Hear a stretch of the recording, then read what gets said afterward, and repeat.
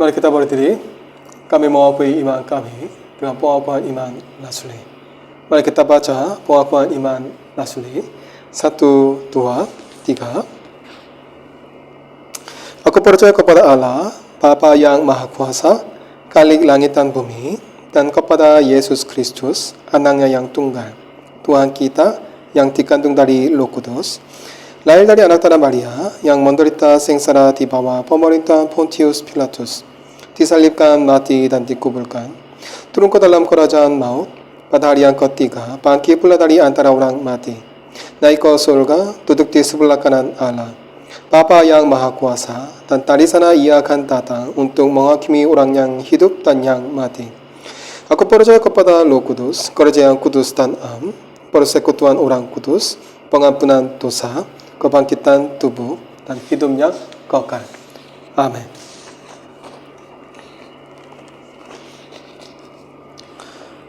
Since Christ my soul from sin set free. Since Christ my soul from sin set free, this life has been a joy to me, and me the sorrow and its show. This joy my Jesus here to know. Oh, hallelujah, yet His joy, for it is Christ that I enjoy. On land or sea, what matters where Jesus is, my joy is there. The earth was once a bitter place, till Jesus showed His smiling face. Now joy's begun within my soul, till last while endless ages Lord. Oh, hallelujah, yes, 'tis joy, for it is Christ that I enjoy. On land or sea, what matters where Jesus is, my joy is there.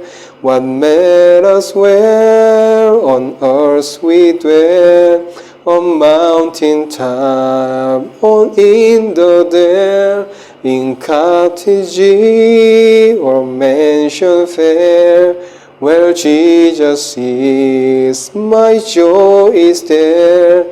Oh, hallelujah, yes, 'tis joy, for it is Christ that I enjoy.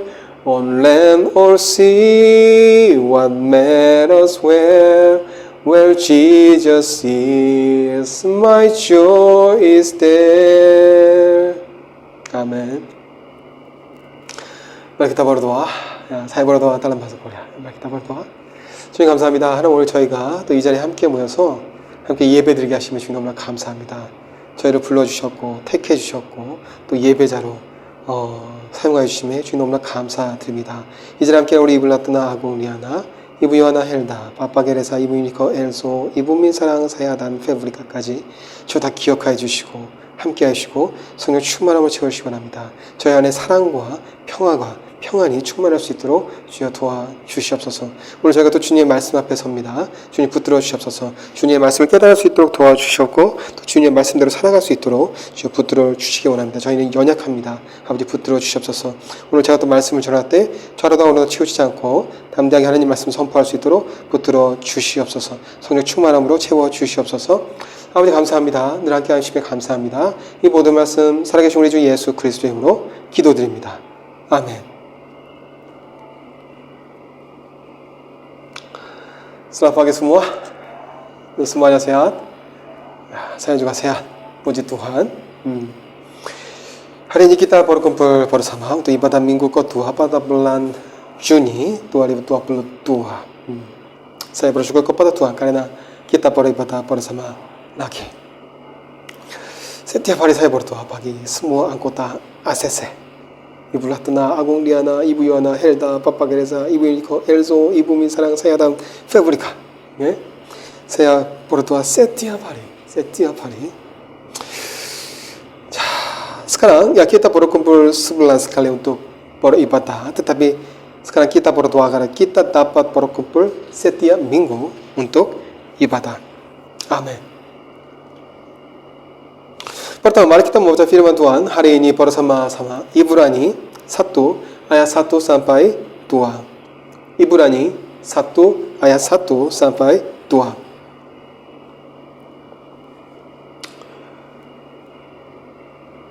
Mari kita baca bersama. 1, 2, 3.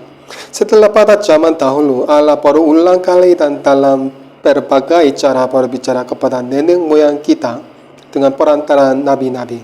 Maka pada zaman akhir ini ia telah berbicara kepada kita dengan perantaraan anaknya yang telah ia tetapkan sebagai yang berhak menerima segala yang ada. Oleh dia Allah telah menjadikan alam semesta. Amin. Sejauh ini kita telah berurusan dengan generasi lama dari perjanjian kasih karunia. Dan kita telah mengetahui bahwa perjanjian kasih karunia hanyalah satu perjanjian. Perjanjian kasih karunia dilaksanakan atau ditegakkan dalam dua cara, generasi lama dan generasi baru. Generasi lama dan baru adalah dua aspek dari perjanjian kasih karunia yang sama. Meskipun perjanjian kasih karunia diberikan kepada Abraham dalam bentuknya yang sempurna, seperti yang tercatat dalam Kejadian 17, kita belajar bahwa perjanjian ini sudah dijanjikan dan diberikan dengan jelas dalam Kejadian 3 ayat 15. Ketika kita melihat lebih jauh pada kemunculan perjanjian ini pada generasi lama, kita mengetahui bahwa Allah juga membuat perjanjian tambahan lainnya dengan bangsa Israel. Tetapi kita tidak boleh lupa untuk menekankan bahwa tidak satu pun dari perjanjian tambahan ini bertentangan dengan berbeda dari atau bahkan mengganggu perjanjian kasih karunia Abraham. Tanpa perjanjian kasih karunia kita tidak memiliki harapan. Sekarang kita telah sampai pada generasi baru dari perjanjian kasih karunia. Kata baru di sini secara sederhana berarti implementasi baru dari perjanjian yang lama. Mari kita ingat sekali lagi apa tujuan Allah dalam perjanjian kasih karunia. Melalui dosa dan kejatuhan, orang-orang telah kehilangan pengetahuan tentang Tuhan, telah berpaling dari Tuhan, dan tujuan penebusan Tuhan adalah agar kita dapat mengenal Tuhan lagi. Sewaktu kita memeriksa dispensasi baru dari perjanjian ini, kita akan melihat bagaimana semua ini dicapai di dalam dan melalui Tuhan dan Juru Selamat kita, Yesus Kristus. Pertama-tama penting untuk menetapkan bahwa kita berurusan dengan perjanjian yang sama berulang-ulang. Jadi saya akan menunjukkan beberapa bukti. Pertama, seperti yang telah kita lihat, hanya ada satu perjanjian kasih karunia. Dan perjanjian ini sama dalam perjanjian lama dan perjanjian baru. Kita tahu tentang janji perjanjian lama yang agung, yang diberikan kepada Abraham dalam Kejadian 17 ayat 8. Aku akan menjadi Allah mereka. Janji ini diulang beberapa kali dalam perjanjian baru. Ini adalah satu dan janji yang sama. Saya harap Anda akan membuat ini jelas. Sekali lagi, peristiwa terbesar yang bisa dialami seseorang adalah dengan mengatakan Tuhanku. Tidak ada yang bisa dibandingkan dengan ini. Ini bukan hanya istilah perjanjian lama, tetapi juga istilah perjanjian baru. Bukti kedua adalah bahwa kita dapat menemukan jenis berkat yang sama dengan perjanjian lama dan perjanjian baru. Buka Mazmur 51 dan lihat Daud berdoa. Jadikanlah hatiku tahir, ya Allah, dan perbaharuilah batinku dengan roh yang teguh. Dan dia berkata, bangkitkanlah kembali padaku kegirangan karena selamat yang daripadamu. Dan lengkapilah aku dengan roh yang lerah. Kita bisa membahas ini untuk waktu yang cukup lama. Tetapi untuk saat ini kita perlu melihat hal-hal berikut. Kadang-kadang orang Kristen sangat salah tentang pengalaman rohani yang dialami orang-orang kudus perjanjian lama. Ada kecenderungan untuk mengatakan bahwa orang-orang kudus perjanjian lama tidak memiliki pengalaman seperti yang kita alami. Anda mungkin terkejut mendengar bahwa pemazmur secara rohani ada di atas Anda. Jenis berkat sama persis di perjanjian lama dan perjanjian baru. Perhatikan bahwa saya menulis tentang jenis berkat. Ada perbedaan. Kita akan membahas masalah ini nanti. Namun ada berkat yang sama dengan perjanjian lama, yaitu berkat rohani. Mazmur 51 bisa membuktikan fakta ini. Bukti ketiga adalah bahwa Alkitab mengajarkan dengan sangat jelas bahwa hanya ada satu Injil. Injil adalah sama dalam perjanjian baru dan perjanjian lama. Ketika saya melihat seorang pengkhotbah yang tidak menemukan Injil dalam perjanjian lama, saya mengajukan. Karena jika seorang tidak dapat menemukan Injil dalam perjanjian lama, dilakukan apakah orang tersebut dapat memahami Injil dalam perjanjian baru. Lihatlah Injil yang Tuhan beritakan di Taman Eden dan janji yang Dia buat kepada Abraham. Inilah inti Injil. Lihatlah berbagai pengorbanan yang dijelaskan dalam imamat dan di tempat lain. Pikirkan juga berbagai pelaratan tabernakel. Semua ini menyebarkan Injil. Ini adalah jenis-jenis Injil dan pesannya. Sangatlah penting untuk selalu memahami hal ini ketika membaca Alkitab. Dengarkan ajaran para nabi. Lihatlah bagian-bagian besar dari Yesaya dan Yeremia.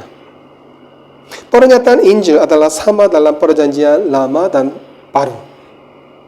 Lihat juga pernyataan khusus Paulus dalam Galatia 3 ayat 8 tentang Allah membenarkan orang bukan Yahudi melalui iman. Dan kitab suci yang sebelumnya mengetahui bahwa Allah membenarkan orang-orang bukan Yahudi oleh karena iman, telah terlebih dahulu memberitakan Injil kepada Abraham. Olehmu segala bangsa akan diberkati. Galatia 3 berisi lebih banyak kesaksian tentang fakta ini. Tetapi ayat ini saja sudah cukup untuk menunjukkan bahwa hanya ada satu Injil. Bukti keempat adalah fakta bahwa banyak ayat Alkitab secara langsung mengatakan bahwa orang-orang kudus perjanjian lama tinggal di sana dengan cara yang persis sama dengan kami memasuki kerajaan Allah dan berbagi dengan kita semua berkat Allah. Ambil contoh Lukas 13 ayat 28. Di sanalah akan terdapat latap dan kotak gigi. Apabila kamu akan melihat Abraham dan Ishak dan Yakub dan semua nabi di dalam kerajaan Allah, tetapi kamu sendiri dicampakkan ke luar. Selanjutnya, mari kita lihat contoh yang paling penting. Dalam pengajaran besar tentang kesatuan umat Allah dalam Roma 11, Paulus mengatakan kepada orang-orang bukan Yahudi, jikalau roti sulung adalah kudus, maka seluruh adonan juga kudus. Dan jikalau akar adalah kudus, maka cabang-cabang juga kudus. Karena itu apabila beberapa cabang telah dipatahkan, dan kamu sebagai tunas liar telah dicangkokkan di antaranya, dan turut mendapat bagian dalam akar pohon zaitun yang penuh getah, janganlah kamu bermegah terhadap cabang-cabang itu. Jikalau kamu bermegah, ingatlah bahwa bukan kamu yang menopang akar itu, melainkan akar itu yang menopang kamu. Dengan kata lain, orang-orang bukan Yahudi dicangkokkan ke pohon yang sama. Ini adalah pohon tua, bukan pohon baru. Beberapa cabang telah ditekuk dan yang lain telah dicangkok. Pohon adalah satu masa, dan yang utama adalah seluruh masa. Kita milik masa ini. Dalam ayat 24 dari pasal yang sama tertulis, sebab jika kamu telah dipotong sebagai cabang dari pohon zaitun liar dan bertentangan dengan keadaanmu itu, kamu telah dicangkokkan pada pohon zaitun sejati. Terlebih lagi mereka ini yang menurut asal mereka akan dicangkokkan pada pohon zaitun mereka sendiri. Argumen dari Roma 11 adalah bahwa generasi lama dan baru jelas milik satu pohon. Itu adalah satu bangsa, satu perjanjian kasih karunia, dan satu keselamatan. Galatia 3 ayat 14 berkata, Yesus Kristus telah membuat ini, supaya di dalam Dia berkat Abraham sampai kepada bangsa-bangsa lain, sehingga oleh iman kita menerima roh yang telah dijanjikan itu. Itu muncul lagi di ayat 29. Dan jikalau kamu adalah milik Kristus, maka kamu juga adalah keturunan Abraham dan berhak menerima janji Allah. Galatia 3 mengandung isi yang besar, bukan? Selanjutnya, mari kita baca Efesus 2 ayat 11 sampai 13. Karena itu ingatlah bahwa dahulu kamu sebagai orang-orang bukan Yahudi menurut daging, yang disebut orang-orang tak bersunat oleh mereka yang menamakan dirinya sunat, yaitu sunat lahiriah yang dikerjakan oleh tangan manusia. Bahwa waktu itu kamu tanpa Kristus tidak termasuk keluarga Israel dan tidak mendapat bagian dalam ketentuan-ketentuan yang dijanjikan, tanpa pengharapan dan tanpa Allah di mana dunia. Tetapi sekarang di dalam Kristus Yesus, kamu yang dahulu jauh sudah menjadi dekat oleh darah Kristus. Seperti yang Paulus katakan di ayat 19, orang-orang bukan Yahudi telah mendekati perjanjian kasih karunia. Demikianlah, kamu bukan lagi orang asing dan pendatang, melainkan kawan sewarga dari orang-orang kudus dan anggota-anggota keluarga Allah. Ini adalah istilah yang sama yang diucapkan kepada Abraham. Pernyataan-pernyataan ini jelas dan tidak menyesatkan. Lagi pula, Paulus tidak puas mengatakannya sekali saja, tetapi mengulanginya lagi dalam Efesus 3 ayat 6. Yaitu bahwa orang-orang bukan Yahudi karena berita Injil turut menjadi ahli-ahli waris dan anggota-anggota tubuh dan peserta dalam janji yang diberikan dalam Kristus Yesus. Paulus selalu bersikeras bahwa pesan khusus yang dia terima adalah bahwa orang-orang bukan Yahudi akan mewarisi bersama orang-orang pilihan di antara orang-orang Israel. Karena janji ini ada di dalam Kristus melalui Injil, orang-orang bukan Yahudi juga berpartisipasi dalam menerima berkat-berkat kerajaan Allah. Kemudian lihat juga Ibrani 6 ayat 12 sampai 13. Saya hanya menunjukkan beberapa bagian yang relevan sekarang. Agar kamu jangan menjadi lamban, tetapi menjadi penurut-penurut mereka yang oleh iman dan kesabaran mendapat bagian dalam apa yang dijanjikan Allah. Sebab ketika Allah memberikan janjinya kepada Abraham, ia bersumpah demi dirinya sendiri, karena tidak ada orang yang lebih tinggi daripadanya. Mari kita lihat ayat 18, supaya oleh dua kenyataan yang tidak berubah-ubah tentang mana Allah tidak mungkin berdusta, kita yang mencari perlindungan beroleh dorongan yang kuat untuk menjangkau pengharapan yang terletak di depan kita. Ayat ini berbicara tentang janji yang dibuat Allah kepada Abraham bersama dengan sumpahnya. Janji ini diberikan untuk memperkuat iman kita pada generasi baru. Anda akan melihat bahwa argumen besar untuk iman dalam Ibrani 11 juga merupakan penjelasan yang lebih luas dan menakjubkan dari fakta ini. Pada ayat 39 dan 40, penulis menutup tulisannya dengan kata-kata berikut. Dan mereka semua tidak memperoleh apa yang dijanjikan itu, sekalipun iman mereka telah memberikan kepada mereka suatu kesaksian yang baik. Sebab Allah telah menyediakan sesuatu yang lebih baik bagi kita. Tanpa kita, mereka tidak dapat sampai kepada kesempurnaan. Apa yang penulis coba katakan adalah bahwa karakter perjanjian lama dan kita semua akan menjadi satu kesatuan. Ada kesatuan total antara orang-orang kudus perjanjian lama, seperti yang telah kita baca sejauh ini, dan orang-orang kudus di bawah generasi baru. Ayat-ayat ini dengan jelas dan konkret menyatakan bahwa kita semua di masa lalu dan di masa baru menikmati manfaat keselamatan yang sama. Bukti kelima adalah bahwa menurut Alkitab jelas bahwa hanya ada satu cara untuk menerima keselamatan dan semua berkahnya, tetapi hanya melalui iman. Semua orang kudus dalam perjanjian lama dengan jelas percaya kepada Tuhan dan menjalankan iman. Dalam Habakuk 2 ayat 4 kita melihat sesungguhnya orang yang membusungkan dada tidak lurus hatinya, tetapi orang yang benar itu akan hidup oleh percayanya.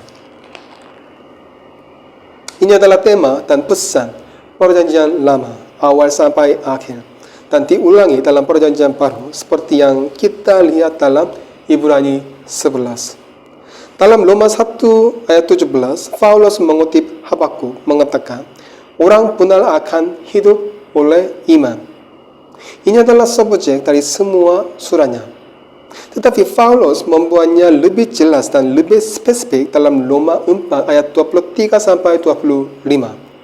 Ketika mengacu pada Abraham, Paulus mengatakan, kata-kata ini, yaitu hal ini diperhitungkan kepadanya, tidak ditulis untuk Abraham saja, tetapi ditulis juga untuk kita.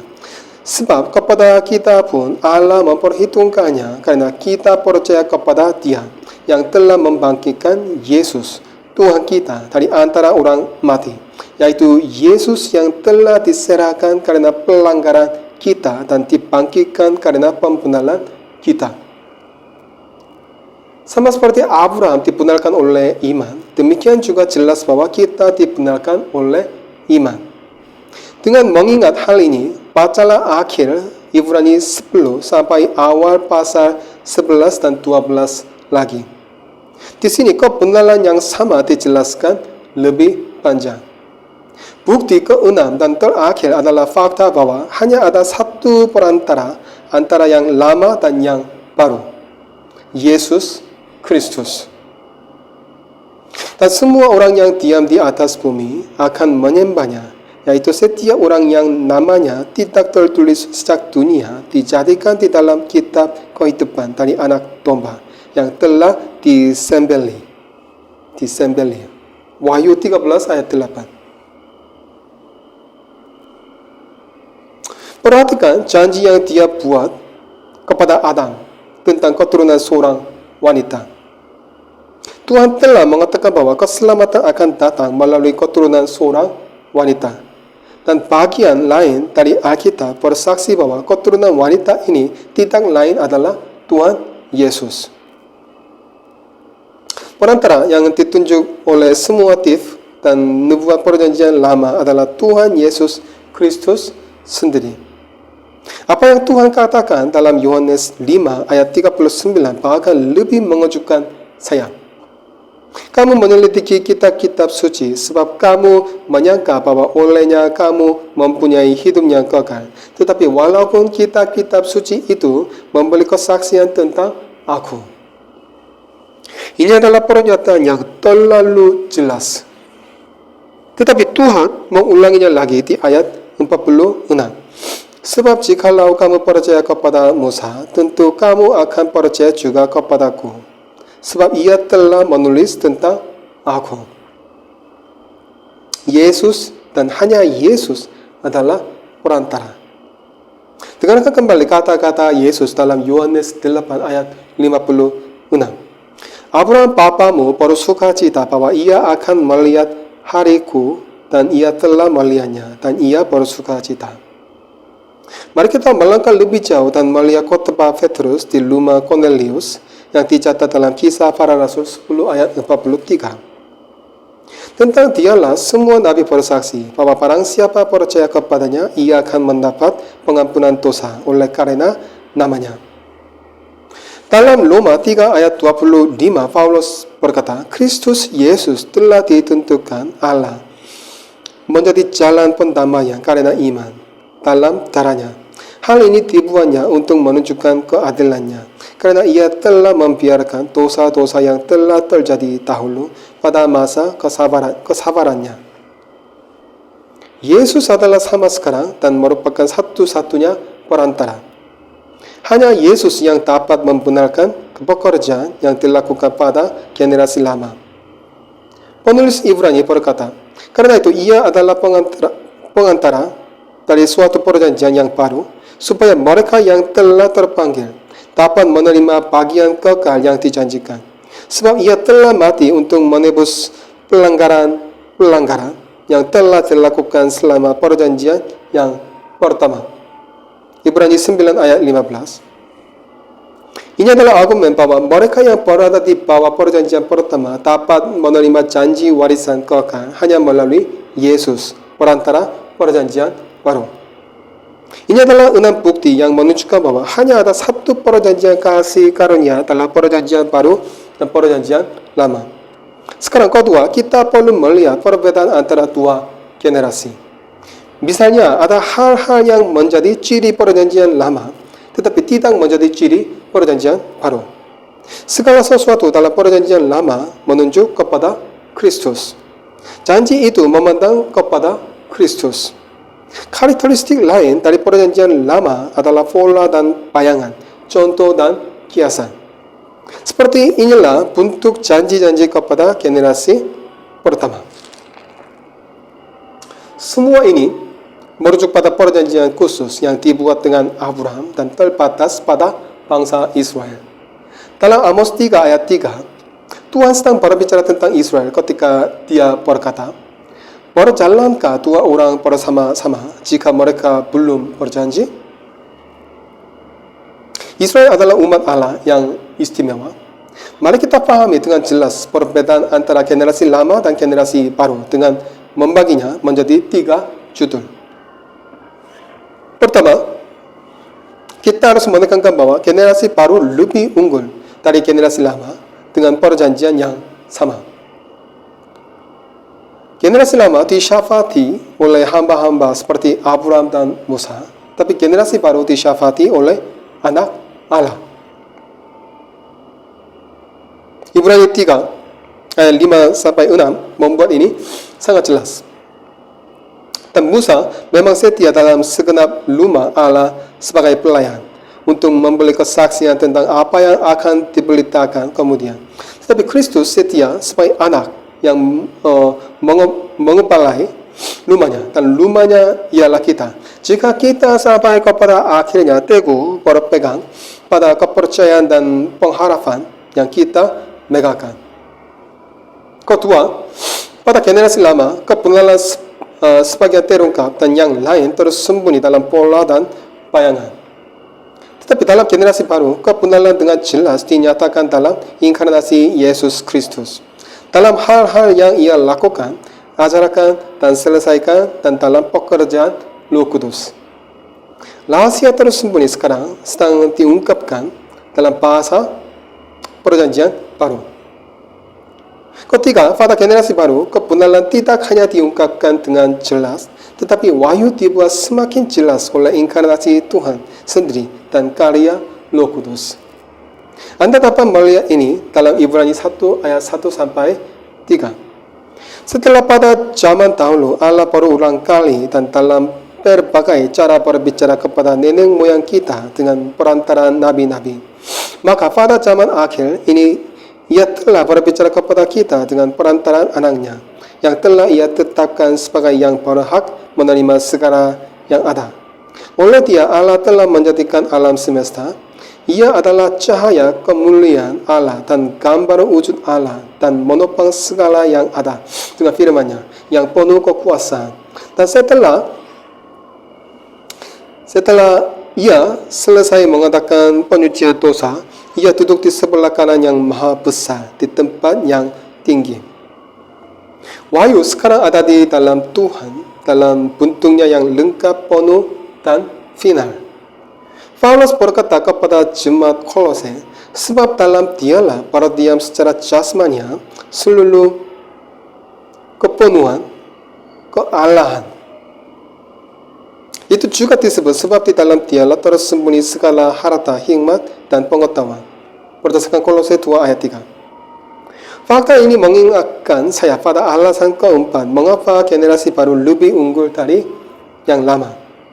Jika wahyu generasi lama terutama dalam bentuk fisik dan material, wahyu generasi baru sepenuhnya bersifat spiritual.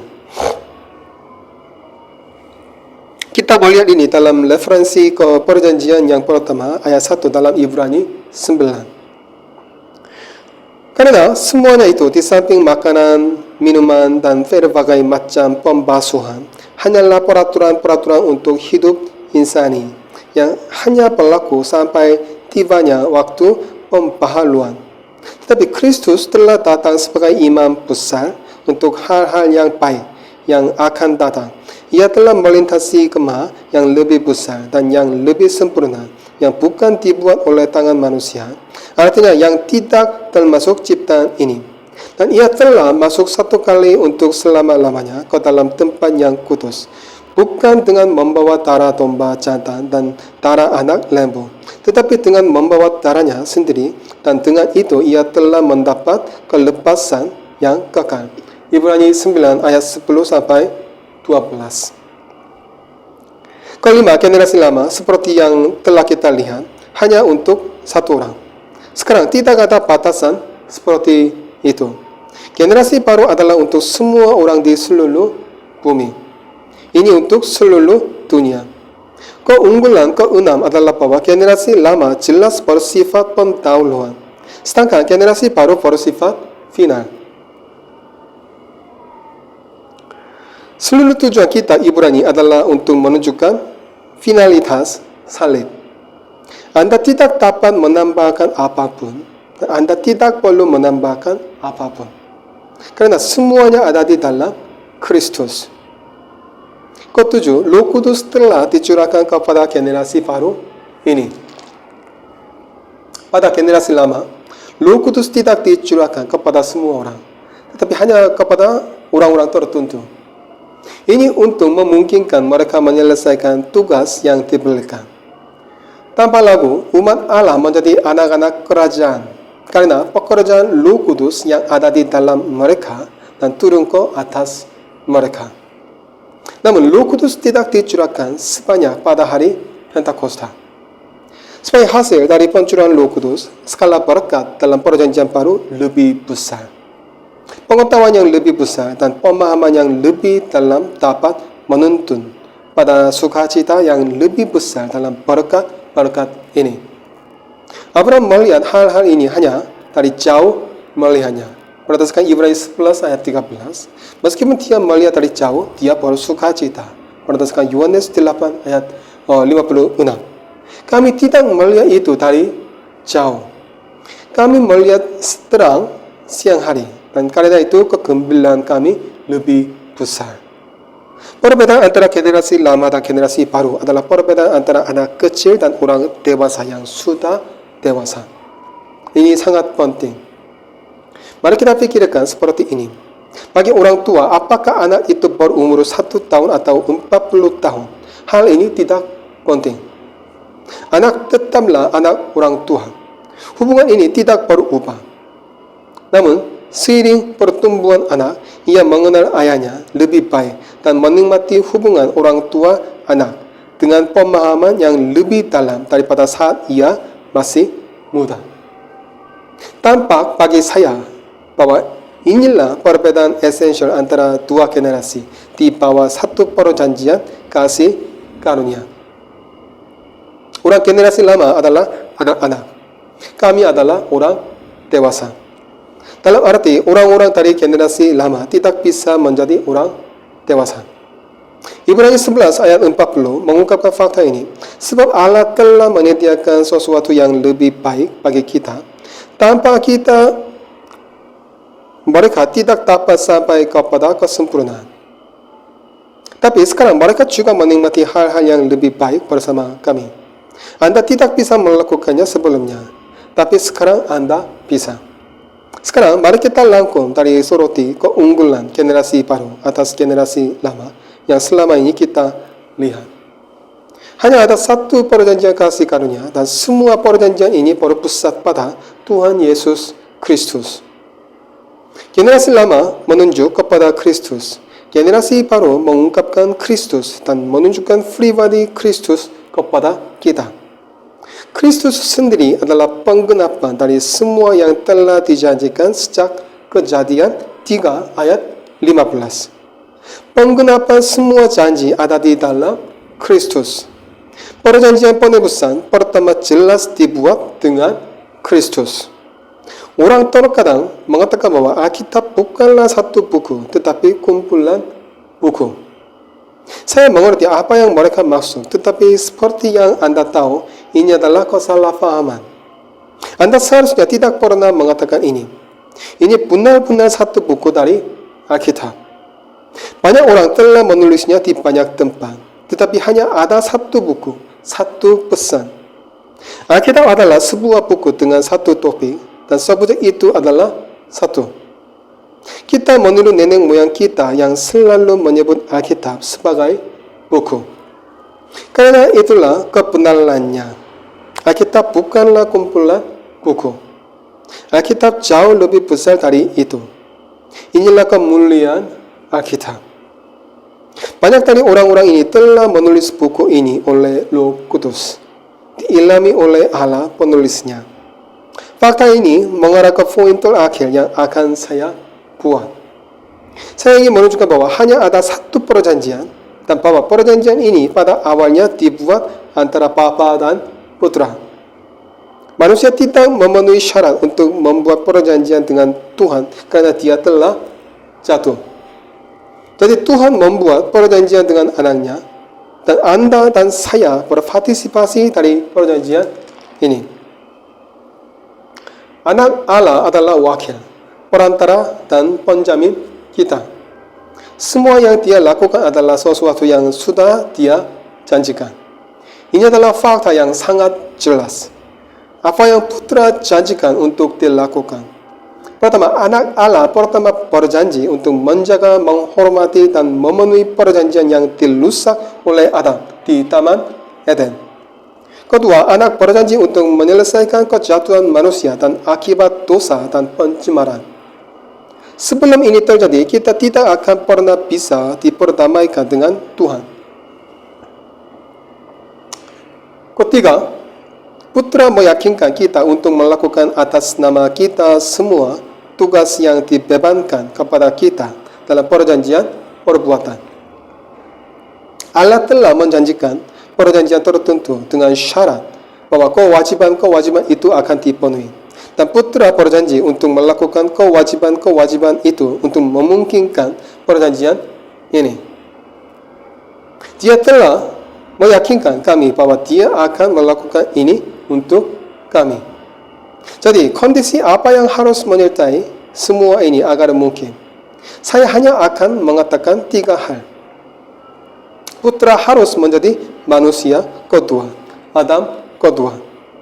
Dalam 1 Korintus 15 ayat 45 dan 47, anak disebut dengan tepat dengan gelar-gelar ini.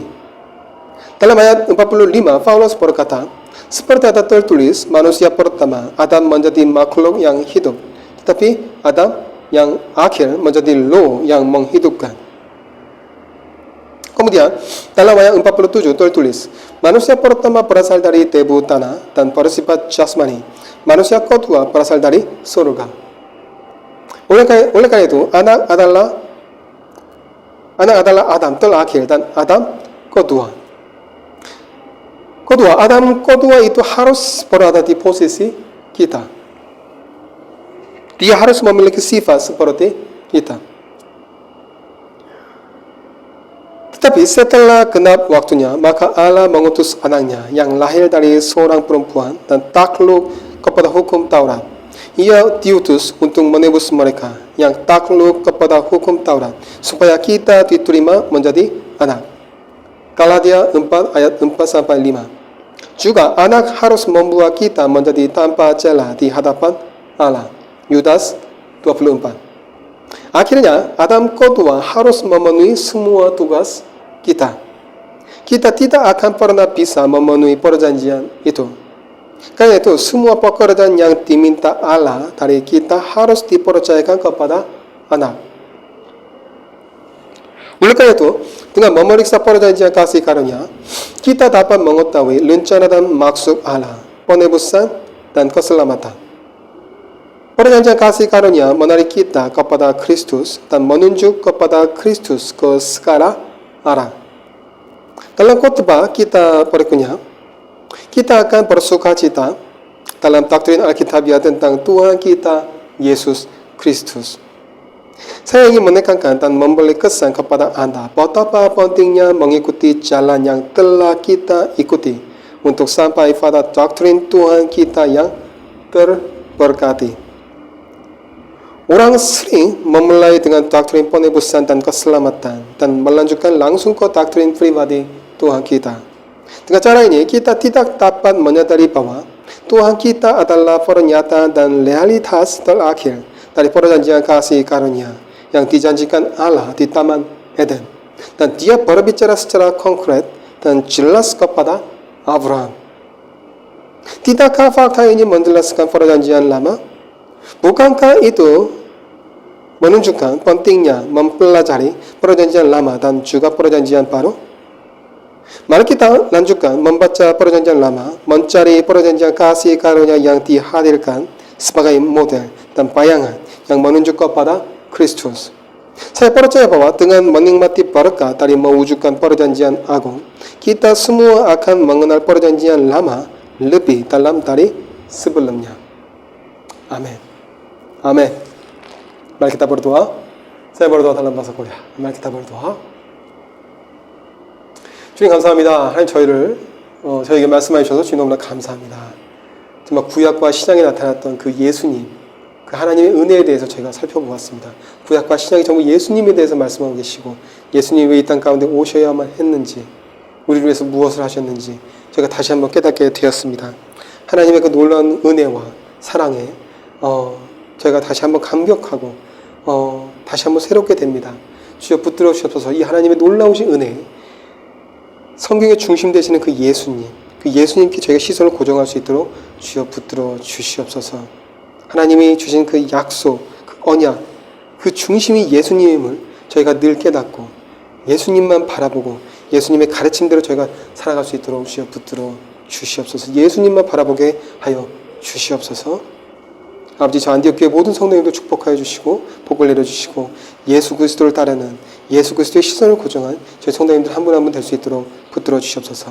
아버지 감사합니다. 이 모든 말씀 살아계신 우리 주 예수 그리스도의 이름으로 기도드립니다. 아멘.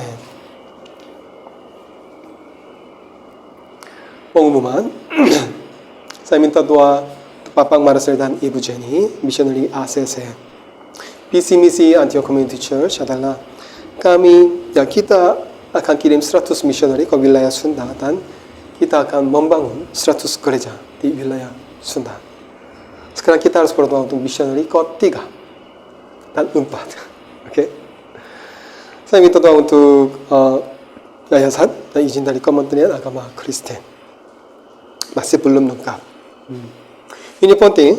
Waktu perlindungan dan waktu doa. Setiap hari kita harus membaca Alkitab dan kita harus berdoa. Minimum 2 pasal setiap hari dan minimum 30 menit setiap hari. Minimum. Setiap hari. Ya, sekolah minggu ya dalam bahasa Inggris dimulai. Ya. Saya minta doa. Terus menerus. Semua ya dilaksanakan dalam bahasa Inggris. Pujian, penyembahan dan khotbah.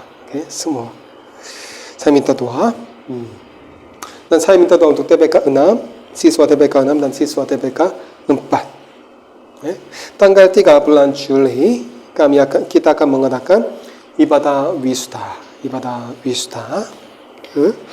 Saya minta doa untuk semua hal. Dan saya baru rencana untuk mengajak semua siswa TPK 4. Hampir semua mereka adalah Muslim. Saya minta doa. bagi hal-hal ini. Okay? Dan konstruksi ya sudah dimulai, akan dilanjutkan dari tanggal Juni, tanggal 6 bulan Juni sampai tanggal 25 bulan Juni. Okay? Saya minta doa untuk konstruksi ini. Okay? Baik, puji Tuhan, ini cukup. Ada pengumuman yang lain? Ya, tidak ada. Ya, baik. Jadi, doa Bapa kami. Kita harus berdoa dengan doa Bapa kami setiap hari. Mari kita doa, mari kita berdoa dengan doa Bapa kami. 1, 2, 3. Karena itu berdoalah demikian. Bapa kami yang di surga, dikuduskanlah namamu. Datanglah kerajaanmu. Jadilah kehendakmu di bumi seperti di surga. Berikanlah kami pada hari ini makanan kami yang secukupnya. Dan ampunilah kami akan kesalahan kami. Seperti kami juga mengampuni orang yang bersalah kepada kami. Dan janganlah membawa kami ke dalam pencobaan. Tetapi lepaskanlah kami daripada yang jahat. Karena engkaulah yang mempunyai kerajaan dan kuasa dan kemuliaan sampai selama-lamanya. Amin.